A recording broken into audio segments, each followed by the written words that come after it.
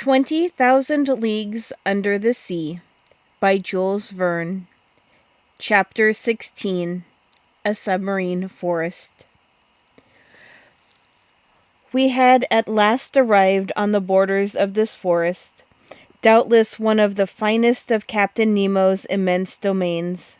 He looked upon it as his own and considered he had the same right over it that the first men had in the first days of the world. And indeed, who would have disputed with him the possession of this submarine property?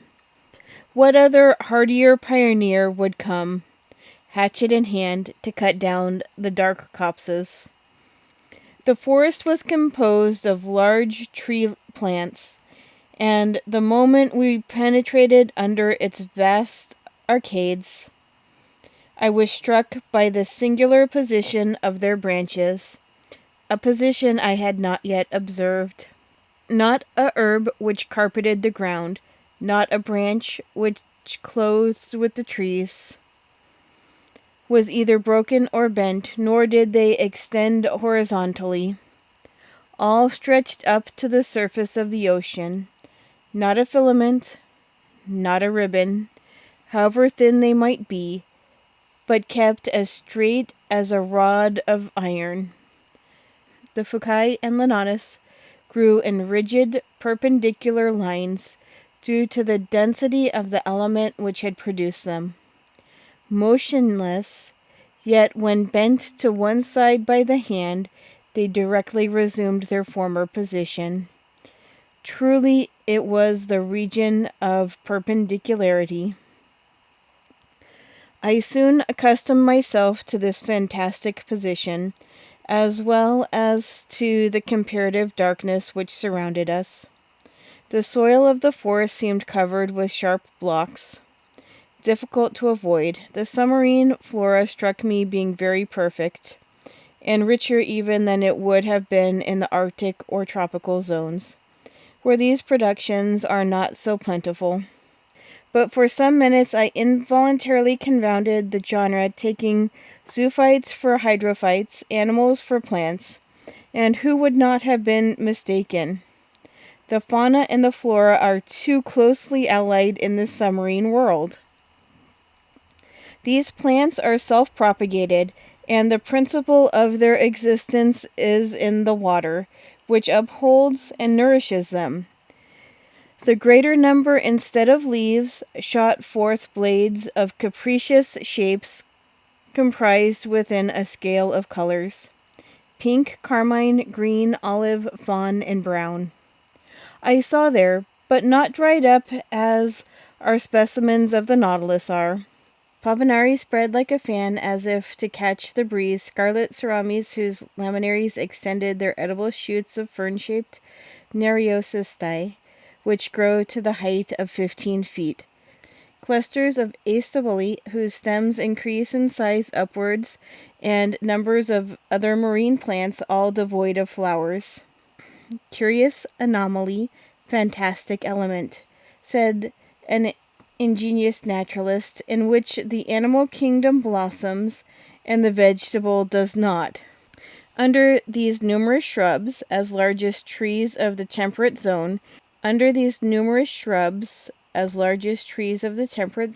and under their damp shadow, were massed together real bushes of living flowers, hedges of zoophytes, of which blossomed some zebra mandarins with crooked grooves, some yellow caryophyllae, and to complete the illusion, the fish flies flew from branch to branch like a swarm of hummingbirds, whilst yellow Lepsicomathi with bristling jaws, Dactylopterygii, and Monocentrides rose at our feet like a flight of snipes. In about an hour Captain Nemo gave the signal to halt.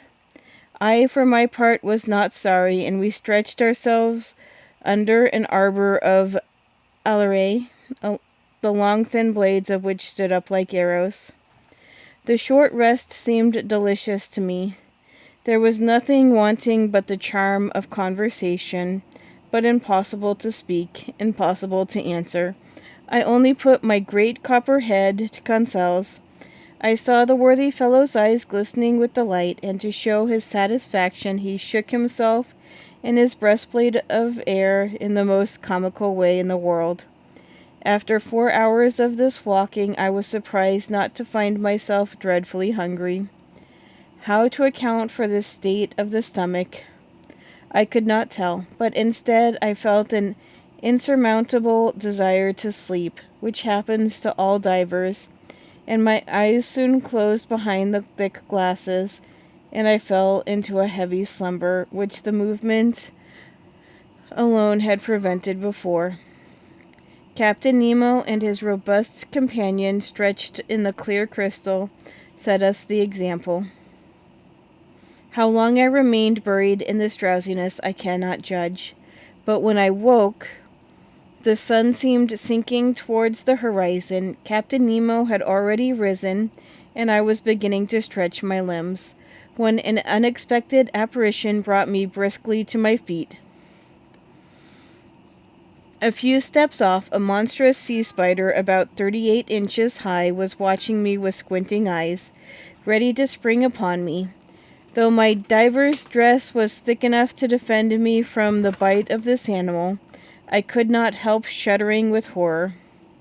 Conseil and the sailor of the Nautilus awoke at this moment. Captain Nemo pointed out the hideous crustacean, which a blow from the butt end of the gun knocked over, and I saw the horrible claws of the monster writhe in terrible convulsions. This accident reminded me that other animals, more to be feared, might haunt these obscure depths, against whose attacks my diving dress would not protect me. I had never thought of it before, but I now resolved to be upon my guard. Indeed, I thought that this halt would mark the termination of our walk, but I was mistaken, for instead of returning to the Nautilus, Captain Nemo continued his bold excursion. The ground was still on the incline. Its declivity seemed to be getting greater and to be leading us to greater depths. It must have been about 3 o'clock when we reached a narrow valley between high perpendicular walls situated about 75 fathoms deep. Thanks to the perfection of our apparatus, we were 45 fathoms below the limit which nature seems to have imposed on man as to his submarine excursions. I say 75 fathoms, though I had no instrument by which to judge the distance, but I knew that even in the clearest waters the solar rays could not penetrate further, and accordingly the darkness deepened. At 10 paces not an object was visible. I was groping my way when I suddenly saw a brilliant white light. Captain Nemo had just put his electric apparatus into use. His companion did the same, and Conseil and I followed their example. By turning a screw, I established a communication between the wire and the spiral glass, and the sea, lit by our 4 lanterns, was illuminated for a circle of 36 yards. Captain Nemo was still plunging into the dark depths of the forest, whose trees were getting scarcer at every step. I noticed that vegetable life disappeared sooner than animal life. The medusae had already abandoned the arid soil from which a great number of animals, zoophytes, articulata, mollusks, and fishes still obtained substance. As we walked, I thought the light of our Ruhmkorff apparatus could not fail to draw some inhabitant from its dark couch. But if they did approach us, they at least kept a respectful distance from the hunters. Several times I saw Captain Nemo stop, put his gun to his shoulder, and after some moments drop it and walk on. At last, after about 4 hours, this marvelous excursion came to an end. A wall of superb rocks, an imposing mass, rose before us. A heap of gigantic blocks, an enormous steep granite shore forming a dark grottos, but which presented no practicable slope. It was the prop of the island of Crespo. It was the Earth. Captain Nemo stopped suddenly. A gesture of his brought us all to a halt, and however desirous I might be to scale the wall, I was obliged to stop. Here ended Captain Nemo's domains, and he would not go beyond them. Further on was a portion of the globe he might not trample upon. The return began. Captain Nemo had returned to the head of his little band, directing their course without hesitation. I thought we were not following the same road to return to the Nautilus. The new road was very steep and consequently very painful. We approached the surface of the sea rapidly, but this return to the upper strata was not so sudden as to cause relief from the pressure too rapidly, which might have produced serious disorder in our organization, and brought on internal lesions so fatal to divers. Very soon light reappeared and grew, and the sun being low on the horizon, the refraction edged the different objects with spectral rings. At 10 yards and a half deep, we walked amidst a shoal of little fishes of all kinds, more numerous than the birds of the air, and also more agile. But no aquatic game worthy of a shot had yet met our gaze, when at that moment I saw the captain shoulder his gun quickly, and following a moving object into the shrubs, he fired. I heard a slight hissing, and a creature fell stunned at some distance from us. It was a magnificent sea otter, an anhydrus, the only exclusively marine quadruped. This otter was 5 feet long and must have been very valuable. Its skin, chestnut brown above and silvery underneath, would have made one of those beautiful furs so sought after in the Russian and Chinese markets. The fineness and the luster of its coats would certainly fetch 80 pounds. I admired this curious mammal with its rounded head, ornamented with short ears, its round eyes and white whiskers like those of a cat, with webbed feet and nails, and tufted tail.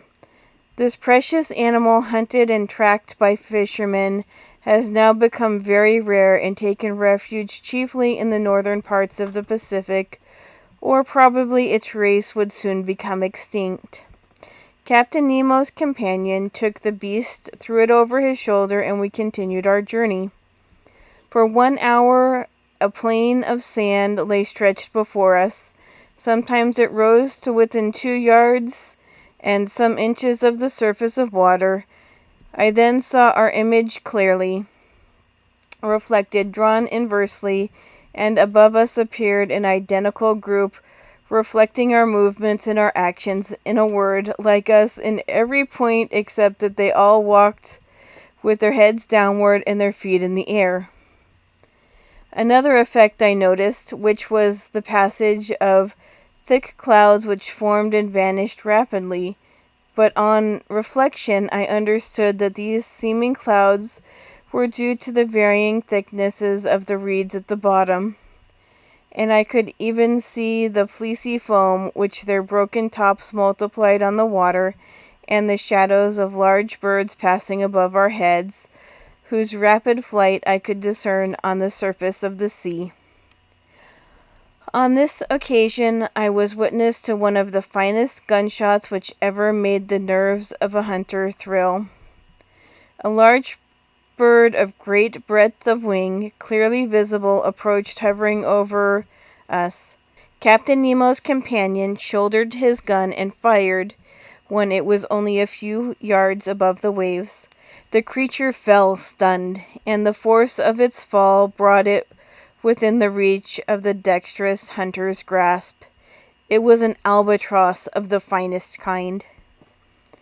Our march had not been interrupted by this incident. For 2 hours we followed these sandy plains, then fields of algae, very disagreeable to cross.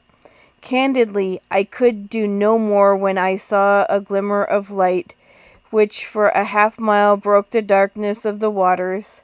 It was the lantern of the Nautilus. Before 20 minutes were over, we should be on board, and I should be able to breathe with ease, for it seemed that my reservoir supplied air very deficient in oxygen. But I did not reckon on an accidental meeting which delayed our arrival for some time. I had remained some steps behind when I presently saw Captain Nemo coming hurriedly towards me.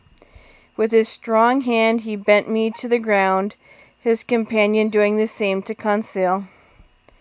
At first I knew not what to think of this sudden attack, but I was soon reassured by seeing the captain lie down beside me and remain immovable. I was stretched out on the ground just under the shelter of a bush of algae, when raising my head I saw some enormous mass casting phosphorescent gleams pass blusteringly by. My blood froze in my veins as I recognized two formidable sharks which threatened us.